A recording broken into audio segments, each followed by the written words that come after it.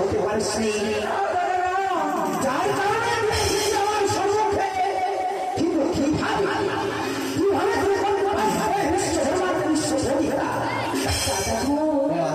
তোমায় আমি বলবো তারই পূর্বে তুমি বলো তো এই মুহূর্তে তুমি কোথায় ছুটে চলেছ?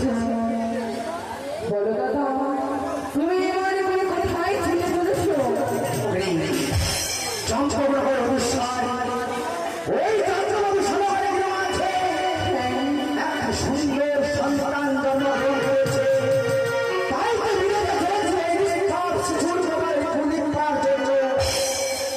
তুই আমার পথ ছেড়ে দে দাদা, এই মাত্র তুমি বললে তুমি যাচ্ছ চন্দ্রবাড়ি নগরী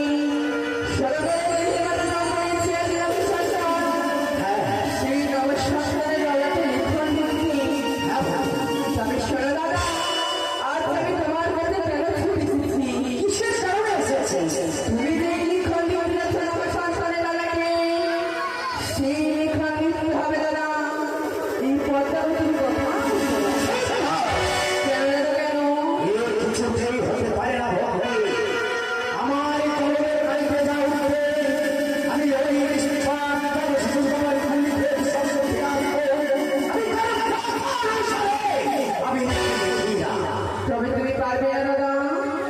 না তবে তুমি মনে রেখো পূর্বেই বলেছিল যে আমার সাথে সৎসঙ্গে আর যদি তুমি বিদেশ অবলম্বন করো এই বলেছিল আমি জানতে পারি নাই মর্মধামে সতর্ক করে দেবো বিদায় পুরুষদের কথা নিয়ে কোথাও যেতে পারি। কি হয়েছে দাদা? বলো। কথা যখন দিয়েছি আমি কথা রক্ষা করতে পারি না। তবে বেশ, বল এমন এমন গুণ লিখতে হবে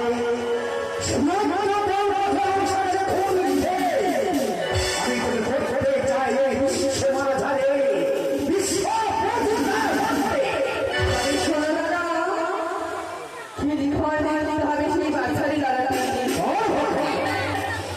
তাই সেই নবসন্তানে আইভরি ভর্তির আনুষ্ঠি বছর তারপরে পঞ্চম বছর বয়সী সেই নবসন্তানটাকে পাঠশালার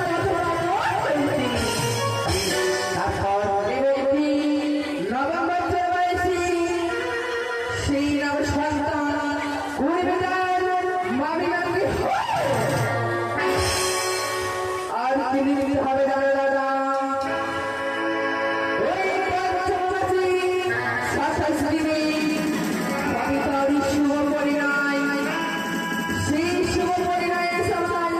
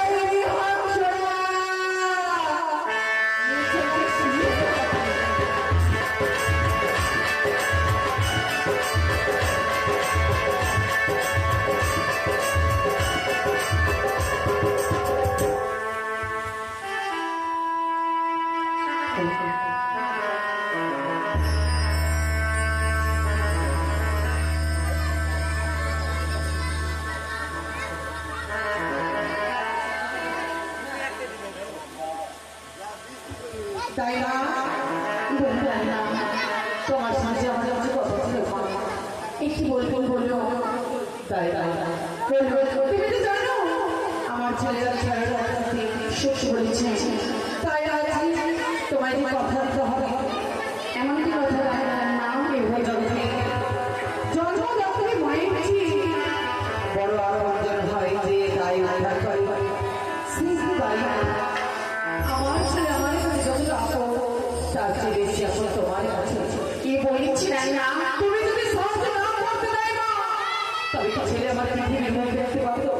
এই যে আমার ধর্ম এই আমার এই ধর্ম কর্ম তাই এই কাজ করেই আমি যেতে হয় বাবা আপনাদের সংসার পৃথিবীর আলো দেখেছি বিয়ে দিবসে আমার পাখি পাওনা দিয়ে দিয়ে আমি আমার বাড়ি ফিরে যাবো আমি বলছিলাম আজকে রাতে তোমাকে যে আমি ঘরে বলে যাও তুমি আমায় কথা দাও আজ মিছিলে যদি আমি সকালে মিছিলে ভালোভাবে আমি শুয়ে পড়ি তুমি ইনশাআল্লাহ আমাদের জেগে থাকবে আজ তুমি ঘুমায় না আমাকে কথা দাও এই যে অসম্ভব লাগে না আপনি তো জানেন আমার কেউ আছে আমার একটা ছোট্ট সংসার রয়েছে তার নাম গোপাল আর যদি আমি না চাই কি খাওয়াবে কি ঘুম পাড়াবে তার যার নেই আমি মরব তাই আমি নিজে মা হয়ে আর এক মায়ের মনের ব্যথা আমি বুঝেছি শুধু তোমার কাছে আমি হাত জোড় করে বলছি শিশিরা তুমি আগামী কাল যেও তুমি আমার পাশে থাকো এইভাবে বলবে না আপনারা হচ্ছে অঙ্গলতা আপনারা আনন্দ নিয়ে আমরা খেলে যাচ্ছি আপনি হচ্ছেন এই রাজ্যের অন্নপূর্ণা তাই আপনি আমি সেই সম্বন্ধে বিশ্রাম করবো কথা বললাম আজকে রাজ্যে পার হলে আপনার শাস্তি করি আমি তবেই বাড়ি চলে যাবো শুধু আমাকে নিজেরা আমায় থাকতে হবে যেমন আগামীকাল আমি সুস্থ হয়ে রাজপ্রাসাদে আমার নিজের ঘরে প্রবেশ করবো বেশ তাই জানি না আহারে অনেক রাত হয়েছে আর বেরোবো না রান্না বুঝি ঘুমিয়ে পড়েছে আমার শরীরটাও আর ভালো লাগছে না তাই আজ আমি একটু বিশ্রাম করি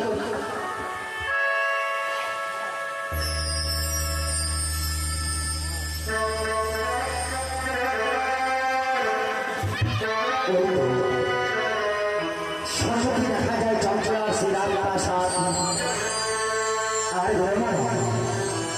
এই মুহূর্তে রাজপ্রাসাদে প্রবেশ করে ওই নিষ্পাপ যাবতীয় সবার শস্ত্রায় খেয়ে যেতে হবে ওই আগুন ঘরে প্রবেশ করেছি আমি প্রবেশ করি এই তো সরকার প্রার্থনার ঘরে রয়েছে প্রার্থনা তুমি ঘুমিয়ে থাকো প্রার্থনা ঘুমিয়ে থাকো একই অধিকার যারা আকাশের শ্বাস যেন মাটিতে নেমে এসেছে আমি কি করে শিশুর কপালে কিন্তু মুখে কথা দিয়েছি এ কঠিন খুব সময় লিখতেই হবে আর বিলম্ব হয় শিশু ভাত ধরে যাচ্ছে না তোমাকে রয়েছে যদি হয়ে যায় তাহলে যে রোগের কাছে আমি ধরা পড়ে যাবো তাই অবিলম্বে আমি যখন লিখি না কেন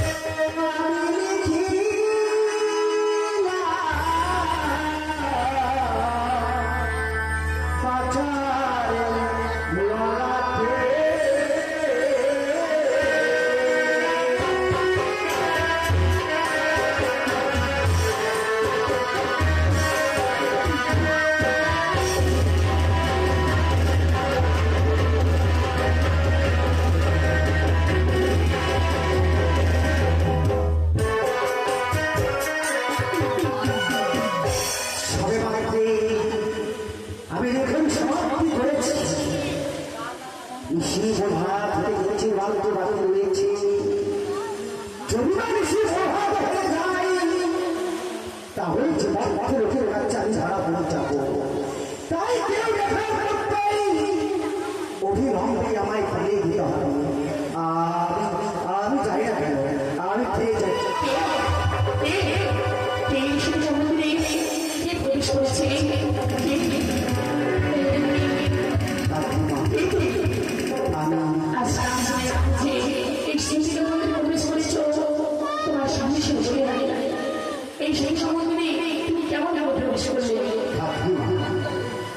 আমি বলছি একটা নিষ্পাপ যাদের শিশু জন্মগ্রহণ করেছে বলে আমি তোমাদেরই আপনি ঘরে প্রবেশ করেছি।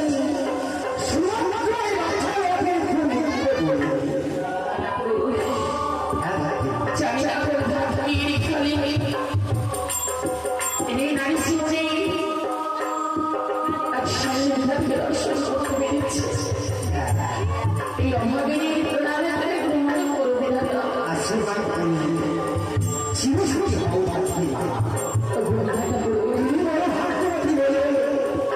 তোমার সঙ্গে আছে আমার সাক্ষাৎ এই পৃথিবীর বুকে আর ভাই আমার মতো ভাগ্য নেই। শাশুড়িরা পুরুষকে দর্শন করতে পেরে এই আমার এই জীবনে আমি ধন্য হয়েছি। যখন আমি তোমায় দর্শন করতে পেরেছি আজ মনে বড় বাসনা যে ওই বালার বালাতে এমন মনে এখন মনেছ যে আমি জানতে চাই না।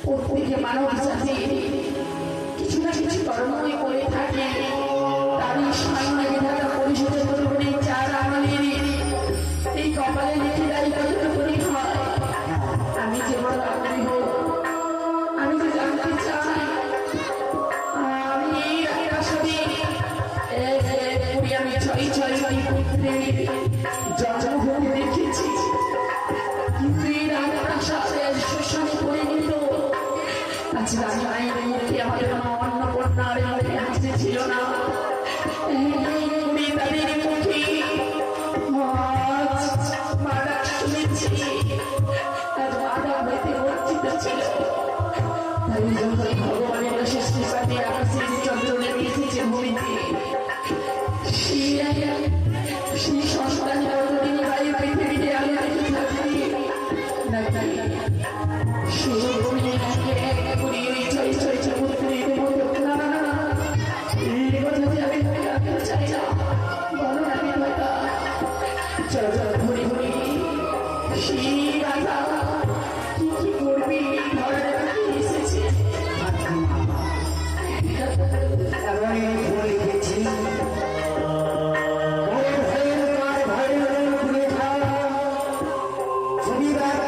আমার সম্মুখে আমি চল করি থাকি মা, তাহলে তুমি একটু দাঁড়িয়ে থাকতে পারবে না। এই কি বলছিস?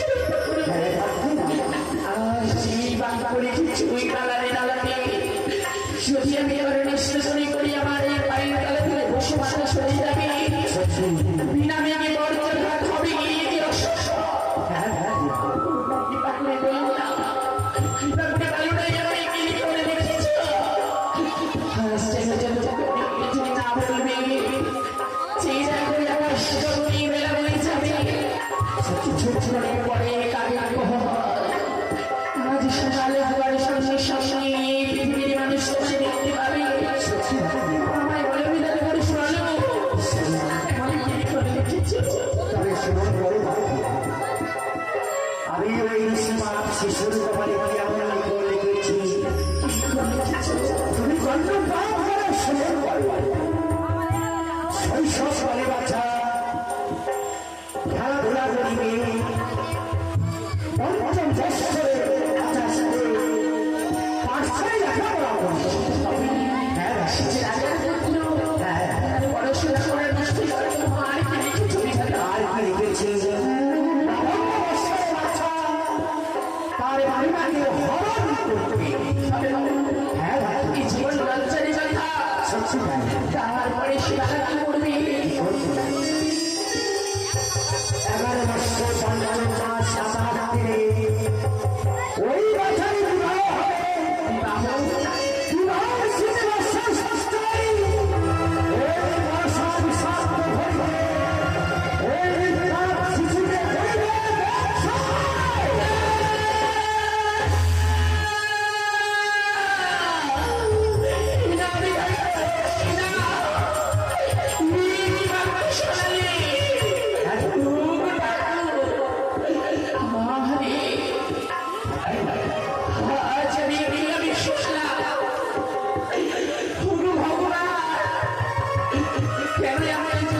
সেই শিশুকে বাচ্চা ছেলে দেখতে কেন সেই শিশুটি তুমি আলো করে এসেছে কেবল মাত্র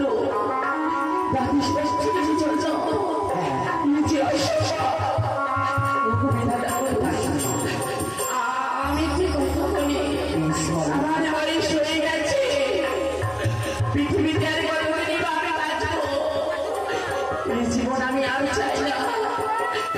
যতটুকুনি আমার আয়ু হয়েছে আমার আয়ুকে নিয়ে সেই বাড়িটা গালাটা লিখে দাও না, অহংকৃত হলেও সেই শিশুকে কিছুদিনের জন্য হলেও পৃথিবীর মুখে বেঁচে রেখে তার পিতা মাতার মুখ উজ্জ্বল করবে। কথা বলবো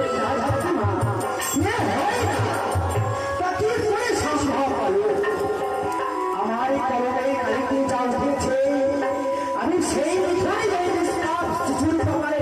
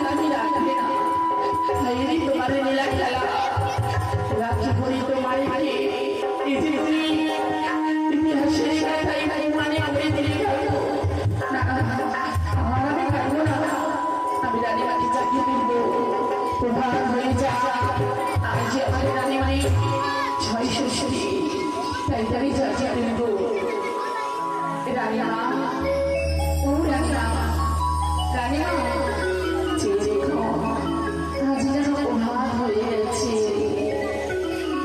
তাই হ্যাঁ রানীমা সত্যি আমার ঘরে এসেছি এই স্বর্ণ পালককে বিশ্বাস করিতে বলতে কখন যেন দু চোখের কথা আমার এক হয়ে গিয়েছে অথচ তোমার আমি সারা রাত্রি জাগা রেখেছি মনের পাখি রাতে ঘুম শুনে তোমার আমি কতটা কষ্ট দিয়ে ফেলেছি তাই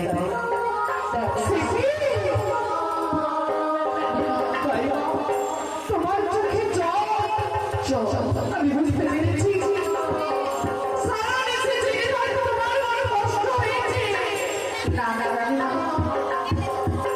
আপনি যেমন তেমন আমি আমার গোপালের কথা মনে পড়ে যায় তাই হয়তো আমার চোখে জল ধরছিল তাই রানীরা চলুন না স্নান শেষে আজ আচারে ছয় ষষ্ঠী আপনাকে বসতে হবে পুজো দিয়ে তাই ছয় ষষ্ঠী আমার পূর্ণ হয়ে গেছে সপ্তমদিনে পরিবার আমার তাই স্নান করে সুস্থ হয়ে তোমার ছেলের কাছে আমি তোমাকে পাঠিয়ে দেওয়ার ব্যবস্থা করি তাই চলো তাই চলো